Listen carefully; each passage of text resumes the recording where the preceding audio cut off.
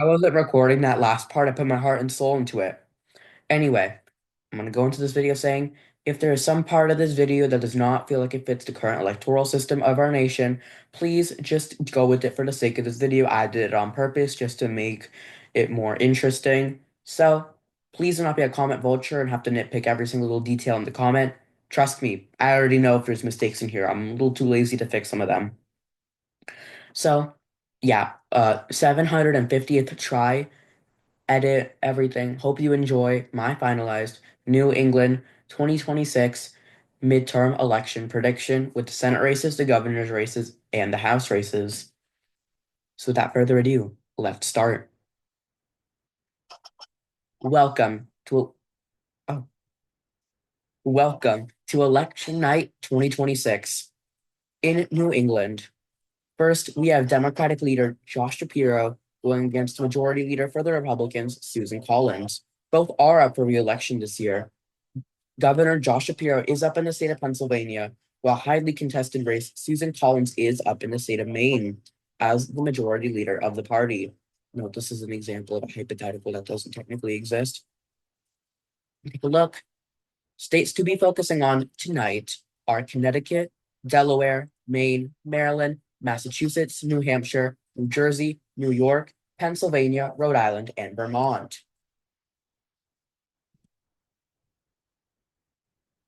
The current delegation in all three chambers, the Senate, the House, and the governorship, are as follows. Republicans have 2 seats in the U.S. Senate in Maine and Pennsylvania, while Democrats hold the other 20 Senate seats. In the House of Representatives, Republicans hold 19 seats, which recently they did flip. They did flip a few, which is probably the only reason they have 19, although it was larger 4 years ago. And Democrats have 66 seats in the House. In the governorship, Republicans hold 2 seats in Vermont and New Hampshire, while the Democrats hold the other 9. We take a look at the bottom. We see supermajorities or filibuster-proof majorities in each chamber. In the Senate, a 75-seat filibuster. He has 75% of the seats need to be for each party to avoid the filibuster. So for Republicans, they currently hold 9% of all the seats in New England, meaning if they want to get to the 25% needed for a filibuster, they need to win 6 more seats. In the House of Representatives, it gets a bit better for them. Currently, they have 22% of the seats. Yes, they have 22% of the seats. So in order to get to 60%, in order to get to the 40% needed to filibuster, they need to get 8 more seats. In the governorship, with the nature of the governorships, with only 9 seats up, there is no technical filibuster. However, if Republicans want to get the majority, that should say 3, not 4. So that was my bad. See, I know mistakes I made. So without further ado, 7 p.m. poll closing is right on the hour. We see one state and one state only. Vermont is closing its polls right now. At poll closings, we can make 2 projections. Phil Scott will win re-election in the governor's race, and it is a Republican hold. Note, Phil Scott, he is a liberal Republican. Many say he's farther left than Joe Biden is. So he got elected in Vermont under those pretenses, continues to serve, is probably the one of the most popular governors, if not the most popular in the entire nation, wins another term. On that same ballot, Becca Boleyn wins election to the U.S. House of Representatives at large in the state of Vermont. This is a Democratic hold, no shocks there. 7 p.m. updates. Republicans have 1 seat that's not up for grabs in the United States Senate, while Democrats have 16. 7 p.m. updates. Democrats take a 1 seat majority in the United States, well, actually, in the New England House of Representatives, in that Vermont seat. And with the governorship, Democrats have already taken 2 governorships in New Jersey and Delaware. The Republicans just took the one in Vermont. We're going up on our largest poll closings of the entire hour and also the rest of the day. Connecticut, Delaware, Maine, Maryland, Massachusetts, New Hampshire, New Jersey, Pennsylvania, and Rhode Island all closed its polls, meaning just the state of New York has yet to have closed their polls, the most populous state in all of New England. In the race of Connecticut, we see this race all too familiar. Third time happening, Ned Lamont versus Bob Stefanowski. 9% of the votes in, and Stefanowski is taking a surprise, shocking lead. 72% of the vote. However, only 9% of the votes in, which, looking at that now, that might shape up to be a very competitive race this evening. Or just high turnout. Either one. Speaking of Connecticut, we can confidently say 4 seats in Connecticut will go to the Democratic Party, while the 5th district, Johanna Hayes' district, is still yet to be called. In Delaware, we can project Chris Coons will win re-election. He was appointed to fulfill Joe Biden's seat after he left to be the vice president back in 2000. I think it was 2009. Was up in a special election, won that election, and is now up again, won his race.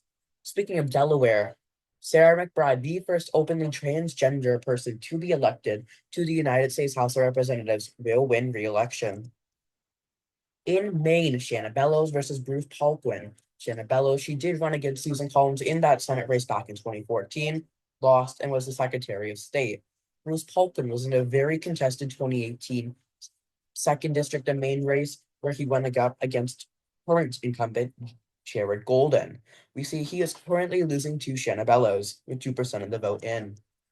With Maine, speaking of Susan Collins, we see she takes a surprise lead against Janet Mills with the 2% of the vote in. Actually, we can take a look at this back right now.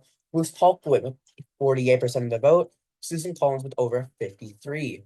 We see the deficit right there. Will it catch up by the end of the night? Only time will tell. We can also say Shelley Pingree, she will win re-election in that seat in the state of Maine. We saw her originally vying for the Senate race against Susan Collins, but then dropped out last minute to run for her current and now won House of Representatives seat. Well, the second district with Jared Gold, a similar story, ran up first, but then dropped out much earlier as he did realize that Democrats might lose a seat and without him. Second district yet to be called. In the state of Maryland, Wes Moore wins re-election. Won in a surprise upset in the primary back in 2022. Not much the general as former incumbent Larry Hogan had retired at that point and was not. I can't remember if he was retired or term limited, but did leave being one of the most popular governors in the entire country. And we already see 6 districts in Maryland have already been called for the Democrats, 1 for the Republicans, and David Trone's district, former district, is yet to be called in the state of Maryland, the 6th district in the Panhandle. Ed Markey wins re-election in the Senate race in Massachusetts. This is a Democratic hold. Well, Democrats are projected to win all 9 congressional seats in the state of Massachusetts. Maura Healey, the first open lesbian woman, first lesbian to be elected to the governorship of Massachusetts, wins re-election. This is after former incumbent Charlie Baker decided not to run in 2022, effectively flipping the seat to the Democrats. Like Larry Hogan, he and Phil Scott went the three liberal Republicans in New England states meeting. Also very popular, but he did leave. In New Hampshire, we see Jean Shaheen versus Scott Brown. Scott Brown, speaking of Massachusetts, first ran in the Massachusetts 2010 special election, won that special election, ran in 2012 against, I do believe, Elizabeth Warren, lost that race, ran in 2014 against Jean Shaheen, lost that race, and is now running again. With 11% of the vote in, he has taken a surprise 61% lead. However, that is expected to dwindle throughout the night. We also see Kelly Ayotte versus Joyce Craig. Speaking of former senators, Kelly Ayotte used to be a senator back in 2010. She won by a 23-point margin. Then in 2016, lost to former governor, now Senator Maggie Hassan, by only about 1,000 votes. Came back in 2024, won her race against Joyce Craig, and is now the governor of New Hampshire, up for re-election every 2 years. Take a look at these margins, 61.4, 69.4. So we see there an 8-point deficit between the 2 candidates. And in New Hampshire, these 2 House races, pretty competitive races with Lily Tang Williams also running again. In case you don't know who she is the girl back in 2024 that got very famous for calling out the hypocrisy of the Democratic Party and for claiming how middle class supportive they were while also being very rich. Not really Democrats in particular, just her challenger, but epic moment if you think about it. Speaking, this is more of a flashback. Josh Gottenheimer has won the New Jersey governor's race. This was back last year. He did beat Jack Ciattarelli, albeit by a closer margin than most people expected, even with Trump losing the state. No one thought the race would be as close as it was. In New Jersey, outperforming Josh Gottenheimer, Cory Booker wins re-election in New Jersey, albeit by a smaller margin than past runs. In New Jersey, 2 races have been called for the Democrats, 2 have for the Republicans, 7 for the Democrats, and 3 have yet to be called. These are Tom Keene Jr. seats, Nellie Poe's seat, and Josh Gottenheimer's old seat.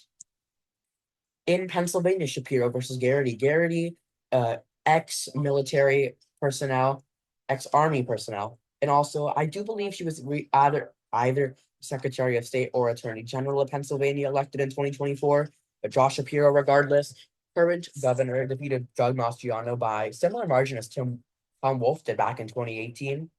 Takes a commanding lead. However, 3% of the votes in. And for those of you who remember, Kamala Harris did start off the night with the surprise quote unquote, in very large victory. However, did dwindle over time and she did lose the state. We'll see if that happens again. In the Pennsylvania House delegation, there should actually be 5 districts. Not called yet, not for, we made a little mistake. Ryan Fitzpatrick's seat, Susan Wild and Matt Cartwright vying for their old seats back, as well as Scott Perry, narrowly won in 2024, facing a huge challenge again. And then Connor Lamb, his seat, surprisingly competitive in the Pittsburgh area, while we can also call the other 12 districts, actually 11. And Dan McKee, he does win re-election in the state of Rhode Island. His governor's race, he does win re-election. Jack Reed wins in the Senate race in New Rhode Island, while Democrats do win their 2 congressional seats. 8 p.m. updates, Republicans still at 1 singular seat in the United States Senate, while Democrats have been bumped up to 19 seats. Okay. Ignore that. What's CapCut acting up? Democrats have 35 seats in the United States House, while Republicans have 9. I do believe we cannot make a projection in the United States House yet for the Democrats, but we can make a projection in the United States Senate. Democrats, they came into this with a majority. Now, the thing is, can Republicans get a supermajority? So far, it's looking like they cannot. 3 seats will not be enough. So Democrats, they do win a supermajority in the United States Senate. Well, actually, New England Senate. Nothing in the House yet. And in the governorships, we can project 1 more seat for the Democrats, and they do win the governorship. Speaking of 9 p.m. poll closings, actually, in the governorships, Kathy Hochul is facing a surprise challenge against Mike Lawler. Kathy Hochul, very, very scandal-plagued incumbent, former person of the Cuomo administration that had to, we all see corrupt New York politicians, I'm the stranger. Mike Lawler leaving his Kamala Harris seat. He is one of 3 Republicans in the nation, 2 in New England, to be in a Kamala Harris Republican seat. Leaving that seat, facing up Kathy Hochul in the United States New York governorship. He's currently leading with 1% of the vote. And in New York, we can see there are very, very many competitive seats. We can project most seats, 2 are already gone to each party. However, we can see Despacito is running again to get her old seat back. George Santos's old seat. We can also project that the slew of Hudson Valley districts have yet to be called. Very, very close races, but we can expect calls within the hour. 9 p.m. updates, still the same old Senate, nothing changed there. In the House, Democrats are up to 49 seats, and Republicans are up to 15. And with that, we can actually make a projection. Democrats are projected to win the House of Representatives in New England. Is it enough for a filibuster-proof majority? We can see how much they need. They're at 57, so just a few more seats and they'll get up to their filibuster-proof majority. If they win all the seats they did in 2024, they'll be up there. In the governorships, it is currently 1 Republican to 5 Democrats already called. However, we are expecting a Connecticut governor's race projection at this time. You can see 10 p.m. projections, Connecticut. We can project Ned Lamont will win re-election against Bob Stefanowski. We saw those at 71% of the vote. not very actually very insurmountable. Did lose the race to Ned Lamont. Third time, not really the charm. I think Republicans should actually nominate a candidate. Maybe they can actually win this race instead of nominating the same candidate 3 times and losing each one of them. See if he holds. In the House delegation, Johanna Hayes does win re-election. In New Jersey, we can project Democrats and Republicans net even their seats. Republicans do win a pretty contested race in Tom Keene's seat, while Democrats do hold on to their races in Josh Gottenheimer's old seat and Nellie Post's seat. In Maryland, we can also project that the 6th. Hang on, not supposed to go for the Democrats, not the Republicans. Oops. We can project Democrats will win the 6th district in Maryland. Oops. That was my bad. And that slide is not finished yet. Like I said, I know my own mistakes. Still, once again, 1-19, well, 53-16 for the Democratic Party. They have got their filibuster-proof majority in the United States House. Republicans, 1 seat. Democrats now up to 6, meaning they have won the governorship with their filibuster-proof majority, which the governorships don't have filibusters, so not really, but oh well. 11 p.m. projections. We are expecting projections coming in through the hour. New Hampshire and Maine. Jean Shaheen beat Scott Brown. So this is Scott Brown's 3rd loss in 14 years in statewide races. Maybe that's a sign. Maybe that's a sign he should not run again in 2028. Jean Shaheen does win re-election, albeit by a smaller margin she did in 2020. In New Hampshire, we can also call both districts to go to the Democrats by bigger margins than they did in 2024. However, Democratic still win and solidify their margins. In Shanna Bellows, she does win re-election in the state of Maine. Actually, not re-election. She wins election to fill Janet Mills, outgoing Janet Mills' seat against Bruce Paulquin. We can also project a 2nd district. Jared Golden is leading in the 2nd district. However, we do project ranked choice voting does need to be implemented. He is winning, so if he holds on to right now, he will win that race, but it is too early to call. Democrats up to 20 seats in the United States Senate, well, New England Senate, actually, getting themselves up to the same margin they had in 2024, meaning they cannot lose a single net seat in the United States Senate, with only Maine yet to be called. In the House, 55 seats for the Democrats, 16 for the Republicans. And in the governor's race, 1-7. We still have 3 races that are yet to be called. Take a look at those races in particular, actually. In Pennsylvania, we got a lot of votes in. Garrity is leading with 89% of the vote in. However, a lot of votes haven't come out of Philadelphia yet. Garrity, she is leading by about 6 points. We will see that margin dwindle throughout the night. We will see if Josh Shapiro has what it takes to win another term. In Pennsylvania, we have been able to call Brian Fitzpatrick's seat for the Republicans. Like I said with Mike Lawler, this is one of the seats. Kamala Harris won that Republicans also carried down ballot. This is a Bucks County Center district, which Donald Trump only won Bucks County by about 300 votes. So we still have the 7th, 8th, and 10th district to be called. In New Hampshire, 93% of the votes in. You would think a little bit more is in, but there were some voting mishaps, like polling stations, all a mess in Manchester. Manchester, that is where Joyce Craig was the former mayor of Manchester. But 93% of the votes, so we can probably make a projection within a few hours.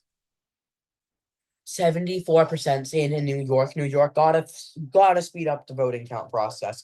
But Kathy Hochul, she did try to circumvent new voter ID laws, so this is all just hypothetical, guys.